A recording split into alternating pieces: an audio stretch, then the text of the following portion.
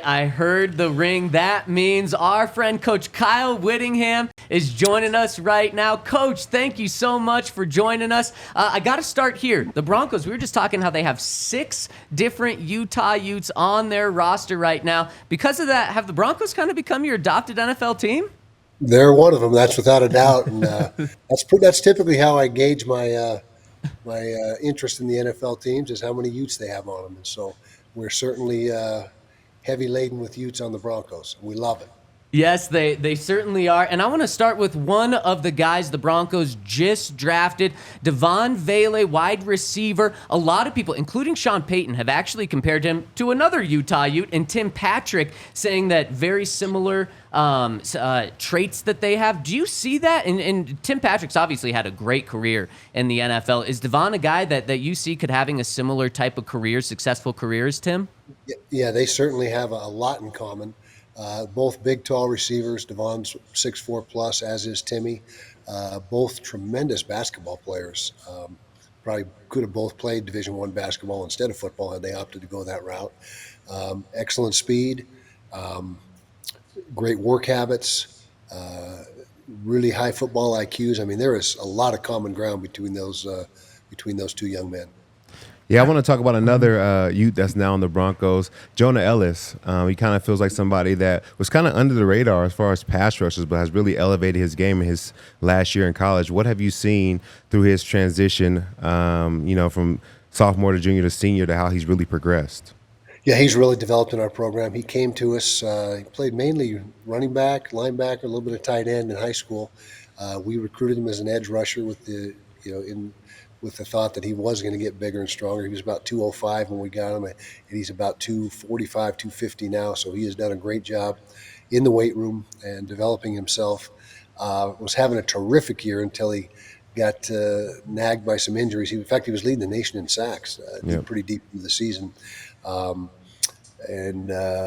He's a tremendous talent. He's got explosiveness. The edge rushers, you got to, that first 3 steps is critical, and he has that. He's relentless. He's got a motor that never shuts off, and a great pedigree. He's got 3 other brothers in the NFL. I don't know if I've never heard of 4 brothers in the NFL at one time. I've heard of a couple and maybe 3 once in a great while, but 4, I mean, that's some really good bloodlines there. And I was fortunate to coach Jonah's father. My first year here at Utah, 1994, I coached Luther Elliss. He was a defensive tackle. I use that term loosely, coaching him. I said, hey, line up here and do what you want to do. He was just an incredible player, first-round draft choice. And so the gene pool is there, and Jonah, I believe, is going to be very successful in the National Football League.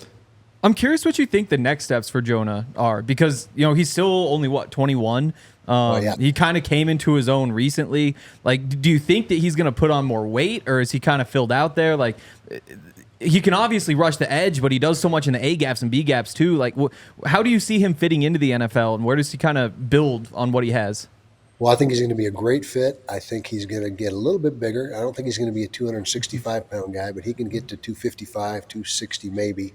And I think he's really, he's got such athletic ability. You can bring him off the edge, you can drop him off in coverage. Kind of the hybrid position that a lot of teams have, and he's just, but his work ethic, all the things off the field, are really what set him apart.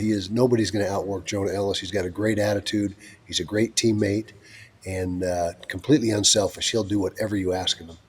And Coach, I kind of want to take that same approach with that question to Devaughn, because a lot of people, I think the biggest knock on him was he's 26 years old, and the Broncos actually viewed that as a positive. What steps do you think he can take in his game, despite being really mature already? Well, he is a mature kid, and he's a little bit older, but that's relative. I mean, 26 years old, he's got a lot of good football ahead of him, and he's a guy that just seems to find a way to succeed. He came to us as a walk-on, believe it or not. He walked on our program way back when. He served a church mission, an LDS church mission, and that's how he ended up being as old as he is before he got finished.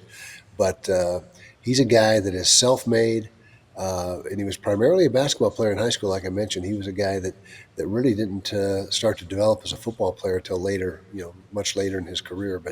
But he's got a lot of upside, and you're going to love how he goes after the contested catch, down the field. He's really good at that, and he's just got that knack for getting open. He's got a great feel for the position. Coach, I feel like with all these players on the Broncos, I have to ask you, what's in the water in Utah? What is it about Utah that, the Broncos love so much? And they keep getting draft picks from guys like Garrett Bowles, the guys that I play with, like Devontae Booker. You guys continue to put out great athletes. What is it about Utah? Well, I'll tell you right now, it's two things. And they both stem from our assistant coaches. Our assistant coaches do a phenomenal job of targeting the right guys for this program, the guys with the upside, the guys that we believe we can develop. We don't get a lot of 5 stars. In fact, I don't know when the last time is we got a 5-star. We get a few 4 stars. But primarily we make our hay with 3-star athletes that we think have got a lot of growth and room to develop. And then our coaches do a great job doing just that, developing these players. And if the players stick in the program and get all the way through until they're finished here, there's a great opportunity for them to play in the National Football League. Our percentage is very high of senior. In fact, I think every senior this year, scholarship senior, either got drafted or a preferred free agent contract. So I give all the credit to the assistant coaches, bottom line, as far as finding the guys, identifying them, and then developing them once they get to our program. Like you said, Devaughn kind of like the epitome of all that, coming in as a walk-on. What was it about him that made you realize you wanted to give him a scholarship? Well, it was very apparent after it was about a year into it that this guy was as good or better than most of the scholarship players that we had at wide receiver. And in fairness to him, we put him on as soon as we were able, and he never looked back. I mean, he's a very humble young man. He was very, he's grateful for everything he gets and everything he has, and doesn't take anything for granted. And you're just going to love him. I mean, there's not one negative thing, not one thing that lacks in Devaughn Vele that that you're going to. I mean, he's just going to be a positive all the way around. Final question for you, Coach. We really appreciate the time Utah coach Kyle Whittingham joining us today. You played against the Broncos' new quarterback, Bo Nix, a couple of times. We asked Jonah Elliss what the scouting report was when he played against him when he was on Utah, and he said, he gets the ball out so fast. From a coaching perspective, what are the Broncos getting with Bo Nix? He is tremendous. He did a number on us this year. He's first of all got that ultimate field general mentality that you want in a quarterback. He is an alpha dog. I don't know him personally, but you can just see it on the field. He exudes leadership, and you can tell that he's got complete command of the whole offense. He is the focal point. All the players rally around him. Just as far as details, his completion percentage is uncanny. He does get the ball out quick, but he gets it out quick and puts it right where it needs to be. I think it was about 80% this past season completion percentage, which is off the charts. I mean, if you can get 65%, you're doing really good. And he's a guy that was completing a bunch of balls. Tough to sack, like you said. That obviously goes hand in hand with getting the ball out quick. He makes such quick decisions, such a quick processor that very, very seldom do you have a chance to get home. And I don't know Drew Brees. All I did was watch him as from afar. But there's some similarities there.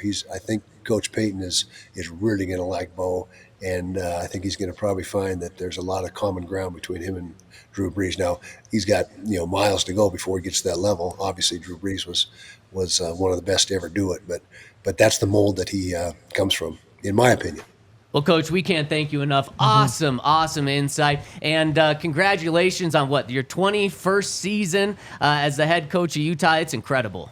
Something like that. I've been blessed. Been here for a long time, and I'm a skier. It's the best skiing in the world here, so that's one of the reasons I'm here. Oh, you have to come to Colorado, maybe second best then. Colorado is second best. I don't want to offend the Colorado people, but Utah is best. There we go. Thank you so much, Coach. All right, guys. Thank you for having me on. I appreciate it. Bye-bye. Man, awesome insight.